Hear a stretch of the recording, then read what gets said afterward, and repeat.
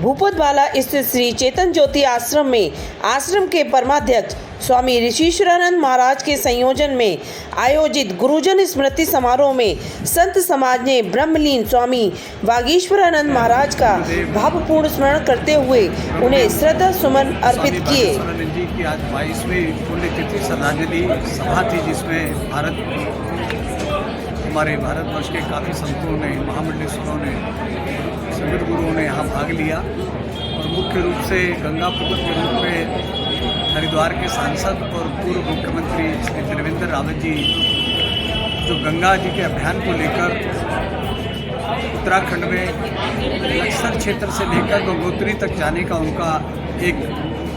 संकल्प है, उस संकल्प को भी इस हमारी जो पुण्यतिथि श्रद्धांजलि सभा समारोह है इसमें सम्मिलित किया गया है कि आज मैं अपने गुरुजी के पुण्यतिथि के अवसर पर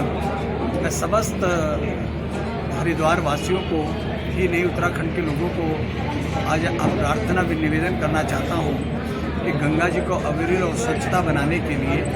इस अभियान में जुड़ें और आने वाली पीढ़ियों के लिए जल ही जीवन है, उसको संरक्षित करें और गंगा जी की अविरल धारा को प्रभावित करने के लिए सभी एकजुट होकर इसमें सहयोग प्रदान करें। पहले हमारा जो है पश्चिमी वाहिनी गंगा जो है वहाँ से लक्सर क्षेत्र में पड़ती है, जहाँ पर हमारे महाभारत काल के शिवलिंग स्थापित हैं, तो बाण गंगा भी उनको बोला जाता है। वहाँ से प्रारंभ किया गया था 19 अप्रैल को और अब उसको धीरे धीरे 1 मई से ही त्रिवेंद्र रावत जी और कई अन्य संस्थाओं के माध्यम से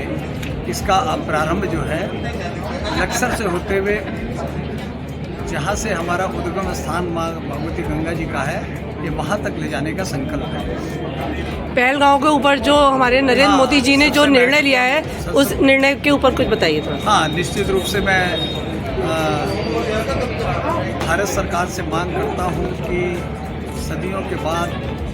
सनातनी और यहाँ का समाज आज इतना रुष्ट है, इतना क्षुब्ध है। हम भारत सरकार से मांग करते हैं कि जिस प्रकार से ऐसे तत्वों ने चाइना में कभी मुख उठाया था तो इतनी बड़ी बमबारी की थी कि कई 100 मीटर नीचे तक उन लोगों को धंसा दिया गया था।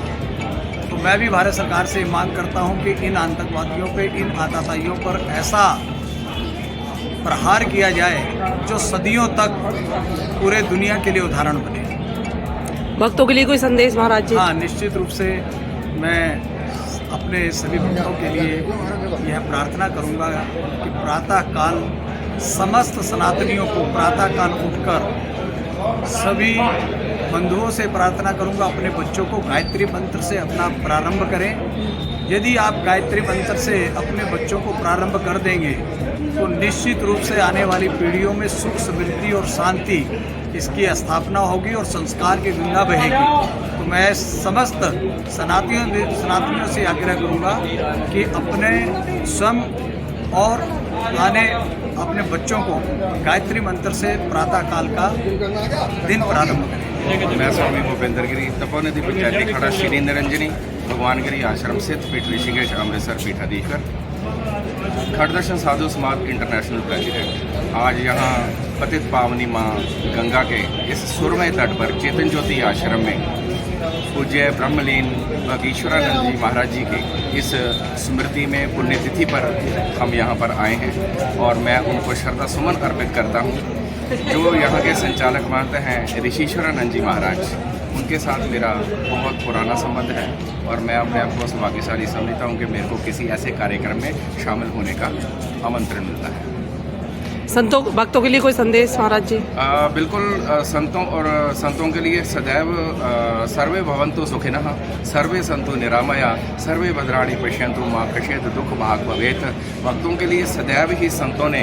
मंगल कामना की है। ये सनातन हमेशा वासुदेव कुटुंबकम का आह्वान करता है, सारे विश्व के लिए वो मंगल कामना करता है। जो भी आपके चैनल के माध्यम से इस कार्यक्रम को देख रहे हैं, सुन रहे हैं, वो अपनी मानसिक जो स्मृति है, श्रद्धा सुमन जो हैं, वो परम पूज्य ब्रह्मलीन योगेश्वरानंद जी के श्री चरणों में समर्पित करें और माँ पतित पावनी गंगा उनके जीवन को आरोग्य, निर्मल और अविरल बनाए। हर बहुत ही दिनों तक हमारे यशस्वी प्रधानमंत्री नरेंद्र भाई मोदी जी, हमारे पूज्य गृह मंत्री अमित शाह जी के नेतृत्व में कार्य कर रहा है। हमारे राष्ट्र ने अपने संपूर्ण विश्व में अपना एक विशेष स्थान जो है वो बनाया है और आतंक के लिए तो किसी भी कंट्री में, विश्व के किसी भी कोने में कोई स्थान नहीं है। मैं अपने समाज की तरफ से, साधु समाज की तरफ से, अपनी संस्थाओं की तरफ से इस पहलगाम जो ये त्रासदी हुई है उसकी घोर निंदा करता हूँ, घोर भर्त्सना करता हूँ और हमें पूर्ण विश्वास है कि हमारे यशस्वी प्रधानमंत्री नरेंद्र भाई मोदी और हमारे गृह मंत्री जो हैं अमित शाह जी जो हैं वो इसका मुंह तोड़ जवाब देंगे उन आतंकियों को और इन आतंकियों के ऊपर पूर्ण रूप से जो है वो अंकुश लगाएंगे ताकि भविष्य में ऐसी किसी घटना को कोई भी आतंकी ना तो अंजाम दे सके, ना ऐसी किसी घटना के बारे में सोच सके। बड़े संत ब्रह्मलीन योगेश्वरानंद उनकी पुण्यतिथि मिलन भाई, उनके जो शिष्य हैं योगेश्वरानंद जी का उनकी पुण्यतिथि पर यहाँ पर तमाम संत यहाँ पर एकत्रित हुए, उनके जो सेवक लोग हैं वो यहाँ पर एकत्रित हुए, उनको पुण्य स्मरण करने के लिए मैं भी आज इस कार्यक्रम में सनातन के हमारे प्रतीक पुरुष हैं और सनातन को जिन्होंने हमेशा आगे बढ़ाने का काम किया, ऐसे सब देखिए जो कुछ भी हुआ है ये केवल उन 26 या 28 जो 26 टूरिस्ट थे, 2 स्थानीय लोग थे, उनके ऊपर हमला नहीं है। इसको इतना हल्के में लेना मैं समझता हूँ कहीं भी जायज़ नहीं ठहराया जा सकता है। ये भारत की अस्मिता पर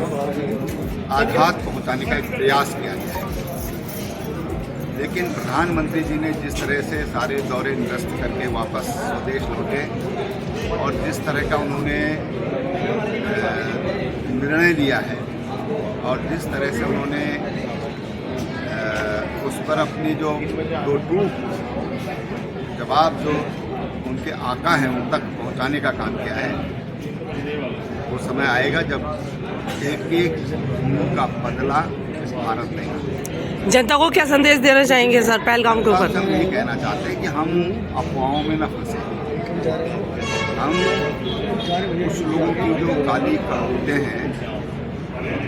ऐसा फिर न हो उसके लिए हम जागरूक हैं।